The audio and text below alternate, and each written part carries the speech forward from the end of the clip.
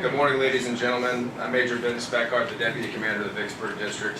Thank you for joining us today for this very special ceremony.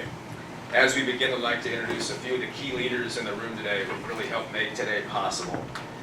First, our Vicksburg District Commander, Colonel Jeremiah Gipson, Ms. Pat Hempel, the Deputy District Engineer, Mr. Jason Mooney, Acting Chief of Operations, Mr. Andy Hall, the Acting Deputy Chief of Operations, Mr. Joel Brown, Chief of River Operations, Mr. Paul Richards, River Operations Plant Section Chief, and Lieutenant Colonel Rocky Strife, our Acting Safety Chief.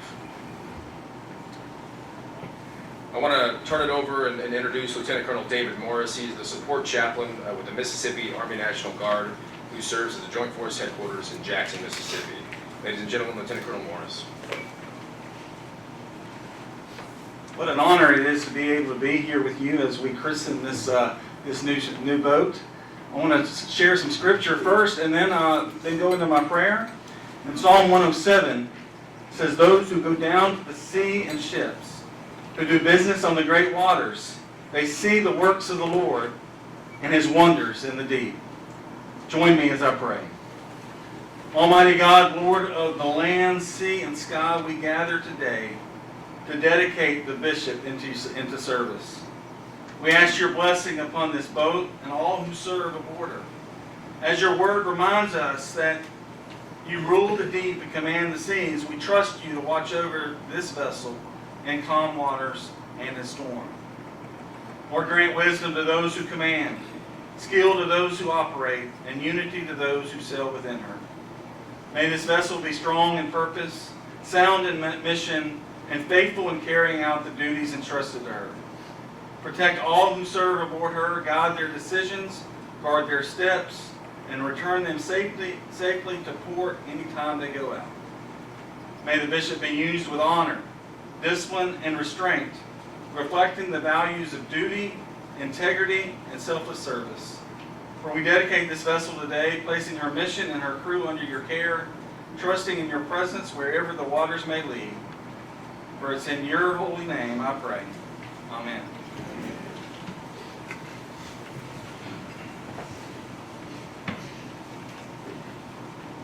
Thank you, Lieutenant Colonel Morris. Ladies and gentlemen, the Commander of the Vicksburg District, Colonel Jeremiah Gipson. How's everybody doing? Well, you're not in the office, right? So that's an amazing thing.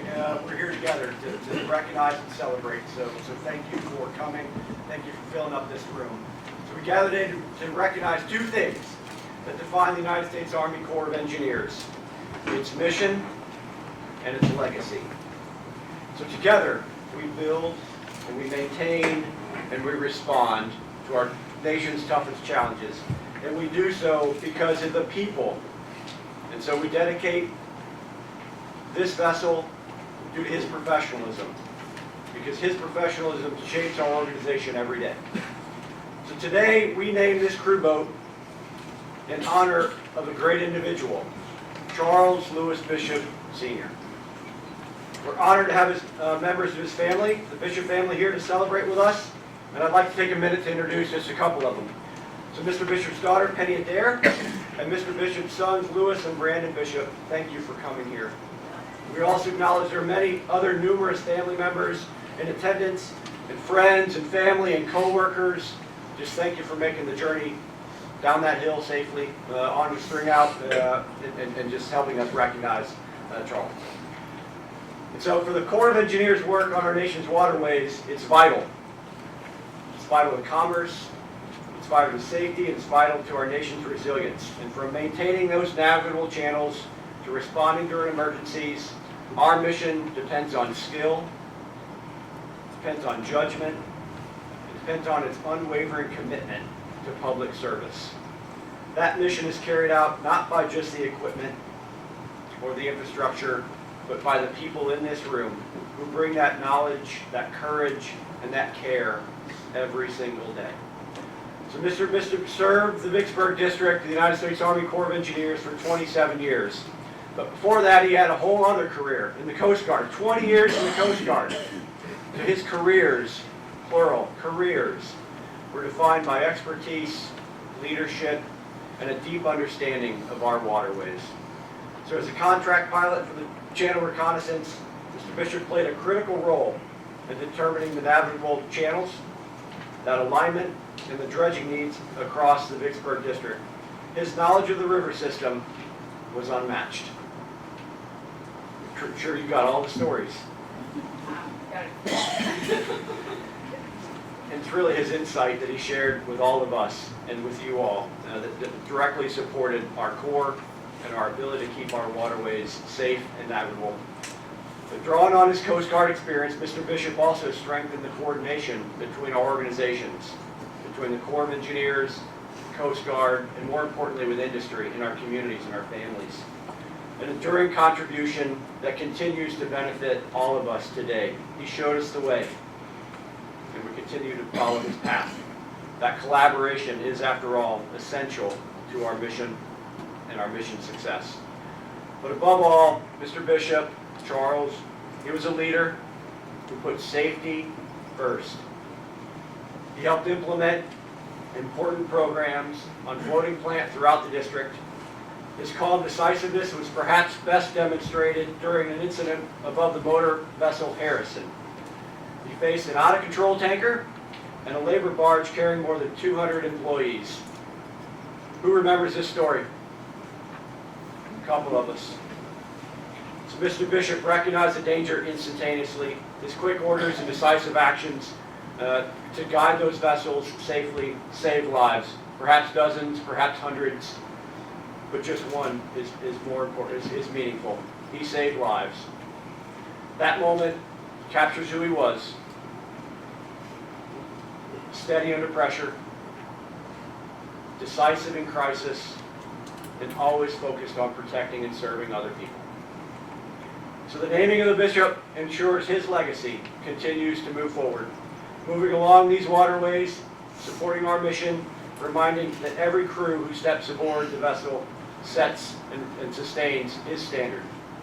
It's a fitting tribute to a man whose service, whose dedication, and whose commitment to our nation and to his family and to his team exemplify the very best of the Corps of Engineers. So may the bishop serve with distinction. May it prove always to reflect the values of the man whose name it now bears.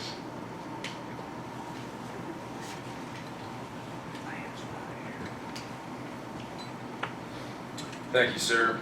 I'd now like to introduce Mr. Paul Richards. He's the plant section chief here at the Vicksburg District. Paul was instrumental in bringing this boat to us from beginning to end. As a project manager, he coordinated all required documentation and oversaw every critical detail of the process. He began his career with the Corps of Engineers in 2009 and has since become a vital asset to our team. Ladies and gentlemen, Mr. Paul Richards.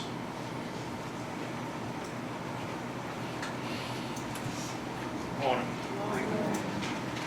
Not as good a speaker as those two, but they have to read a little bit. First, thank you all for being here. It's important that we, identify the reasoning for the naming of this, and the Colonel did a great job with that. But kind of a history on the boat. For decades, the Dredge Jadwin relied on a contract boat to serve its needs, transportation of the crew as well as support services. That approach served us well for decades, but increasing demand and river conditions going out early, our dredging season has been extended longer, going out earlier, staying out later. So we identified the need that the Jadwin needed its own boat to strategically maintain and be utilized year-round as needed. As we all know, Mississippi River demands reliable, purpose-built equipment to meet that challenge. Vicksburg District partnered with North River Boats to deliver a custom U.S. Coast Guard Chapter T inspected vessel specifically to support the Dredge Jadwin. The Bishop is a 44-foot by 14-foot aluminum crew boat, certified to carry 28 passengers along with 2 crew members. It's powered by 300 diesel outboards. Vessel designed and built from the keel up with full engineering review and U.S. Coast Guard approval to ensure it meets the demanding needs of the Mississippi River. Beyond personnel transport, the Bishop serves as a critical logistics and support platform, conducting hydrographic surveys, support, weekly supply runs, transporting engineers and crew members to and from the Jadwin, whose personnel live on board the Jadwin for extended dredging seasons. I was speaking today, but there was a very large team that was involved in making this happen. I'd like to name a few in this, starting with the ladies with the money, Carly Barfield, Laura Barlow. They were instrumental in guiding us in the right way of identifying funding for this and making it happen. So big thank you to them. Chuck Ashley, TJ McCoy, both from the Dredge Jadwin. They were highly involved in the design, the needs. Bert Turcott, he was also included with just kind of the outfitting of the boat, and Chris Sims with as far as the hydrographic surveying side. So with saying all that, today I'm proud to say that the Bishop represents a major milestone for the Vicksburg District and the Dredge Jadwin, delivering a versatile, durable, and mission-specific platform to support the dredging needs on the Mississippi River. Thank you.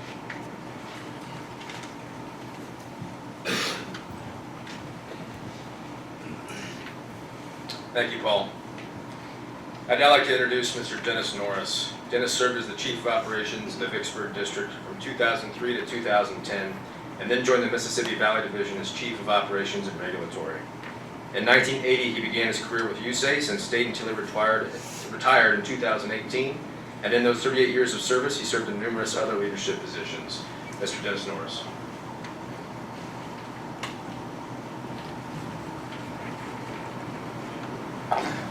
So it really is a special honor for me to be here today and to speak at this dedication, because Lewis was an extraordinarily special person to me and to many others.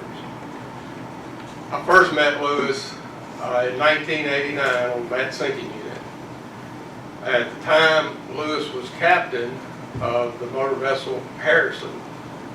And so my interaction with Captain Bishop, that's what I called him then, was daily and frequent, because the Harrison was involved in everything that we did, both in the harbor and when we were out sinking lab. And so there was not a day that went by that I was not talking to Lewis on the radio or in person. And there was not a time that I talked to Lewis that he wasn't positive. It didn't take me very long, my first year on the sinking unit, to realize that there was something really special about Lewis. I finally told him one day. He came into the office, his usual jovial self, and I said, Lewis, you know, I think if you were on the boat and the motor vessel Harrison was sinking, and you were in the engine room, knee deep in water, every pump on the boat running, and I called you and asked you how things were going, you would just say, wonderful. They're just wonderful. And I said, you know, in fact, I think from now on, that's what I'm going to call you, is Captain Wonderful.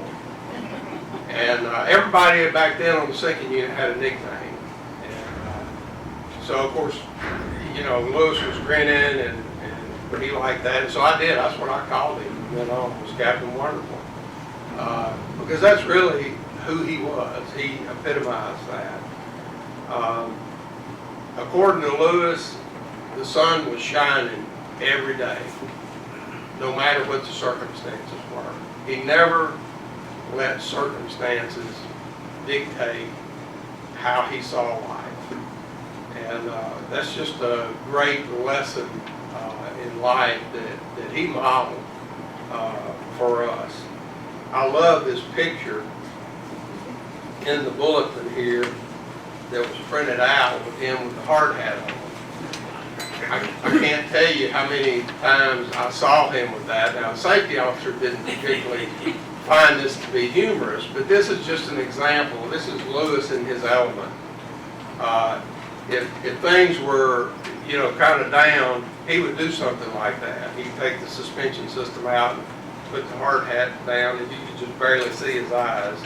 And anyway, he was all about safety, but that's just an example of how he enjoyed life and how he enjoyed what he was doing on the river.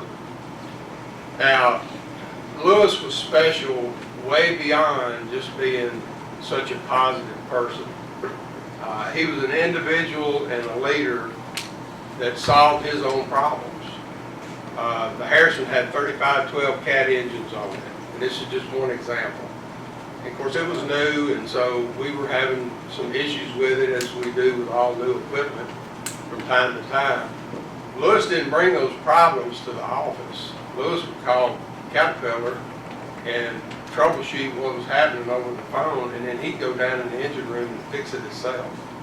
And we would find out about it later. That was just the way Lewis, if there was a problem and he could take care of it, he took care of it. And he led by example. His crew was loyal and dedicated to him. They loved working for him. And I could go on and on about what an exemplary employee he was. He was just a joy to work with, but he also took care of business. He was a hard worker.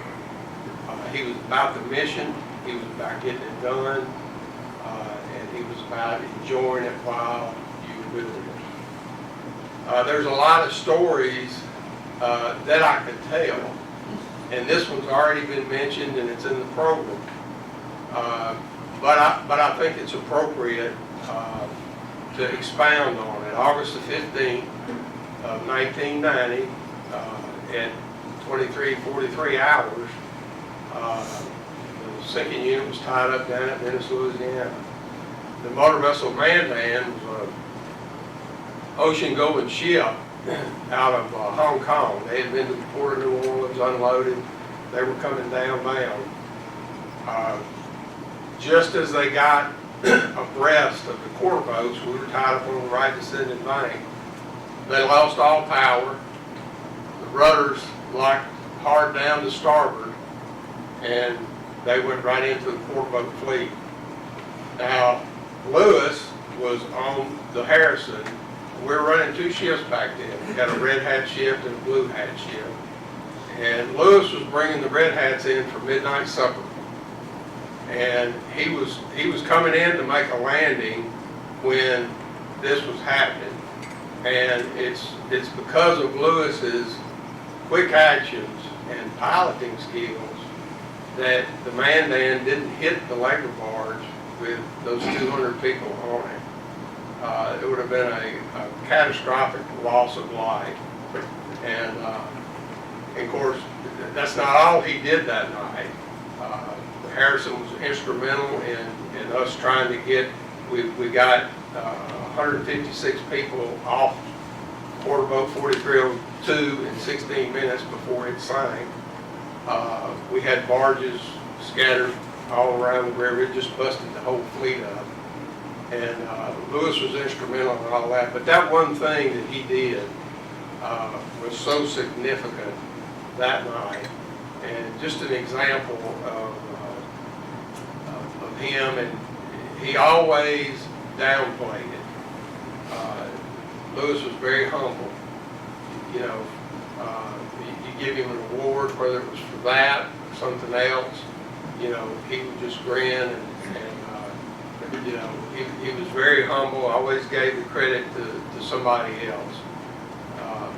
But without a doubt, that night, there were a lot of people that got to see the sunrise the next morning because of Charles Lewis Bishop. And he was a special person to work with. You know, in life, you come across a lot of people, and there are people that stand out. And Lewis always stood out for me. And he will always, to me, be Captain Wonderful.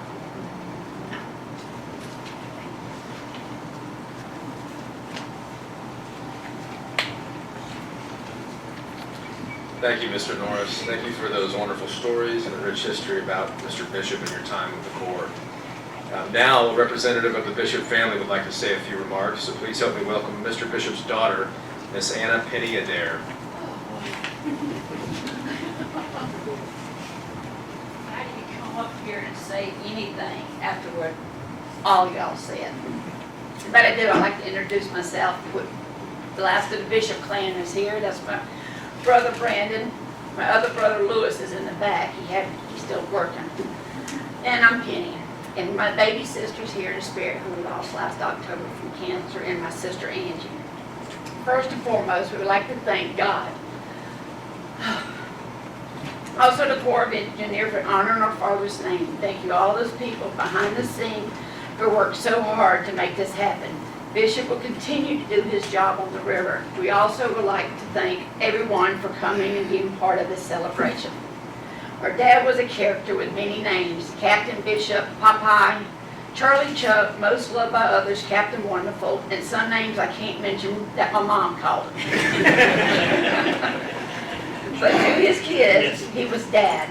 Dad started his life in Asheville, North Carolina, and went to Maryland in the Coast Guard. That's how he met our mom, Shirley, by pure accident.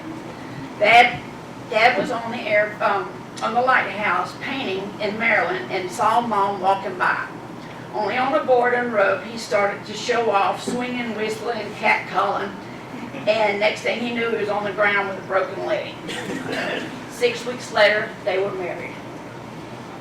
And that's talking about somebody who'd fallen in love. Dad served in the Coast Guard for 20 years. After he retired, he quickly learned idle hands were not in his genetics, so he got a job with the Corps of Engineers, where he dedicated his services for 27 years. You just couldn't keep this man off of a boat. One day while working with the cables, his finger got caught in between the cables, and it took the top of his tip of the finger off. I was told that he went on to the first aid box on the boat and wrapped his finger up and went back to finish his job with his tip of his finger in his glove. His boss told him to go to get an ER and to stay home. Dad wanted to come back to work, of course, but I think he stayed. On August the 15th, when y'all heard about him saving these lives, that was his birthday. I don't know if y'all realize that, but it was on his birthday he saved these. It was a great gift to his heart for that. Our dad was not only a dedicated, passionate captain, but he was equally an amazing father, husband, and friend. When Mom was diagnosed with cancer, he never left her side. And when she passed the morning, he looked at me and said, "Penny, what do I do now?" Then we found out the whole time Mom was sick, he was fighting this demon also, not telling anyone until she passed. For a man who worked his life and loved his whole life, he never faltered, always strong, always brave, and never showed anything less than love to the end. Our dad was one hell of a man. I know he's smiling down from heaven to all of us with his big old grin on his face, or doing his silly Jeep dance, saying ta-da, and sending love to all of us and to the Corps of Engineer family. Thank you again, Corps. This is a truly honor to see the bishops navigate the old Mississippi River again. Signing off by saying, because I'm Captain Wonderful.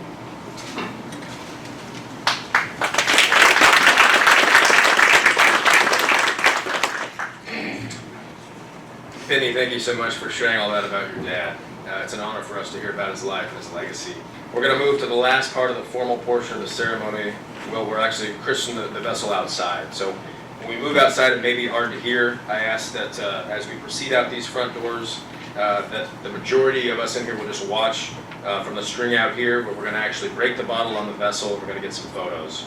Lieutenant Colonel Norris, Miss Penny, and Brandon and Lewis, please join me outside on the boat first, and everyone else can watch from the deck area. Please remember to be safe, and then after that's complete, feel free to join us back in here for cake and refreshments. On behalf of the U.S. Army Corps of Engineers of the Vicksburg District, thank you all for coming. Okay. All right. I'm going back up. I'll say it We're gonna loud do a enough here. countdown? All right. I christen thee, Bishop. I christen thee, Bishop. May God bless her and all who sail in her. May God bless her and all who sail on her.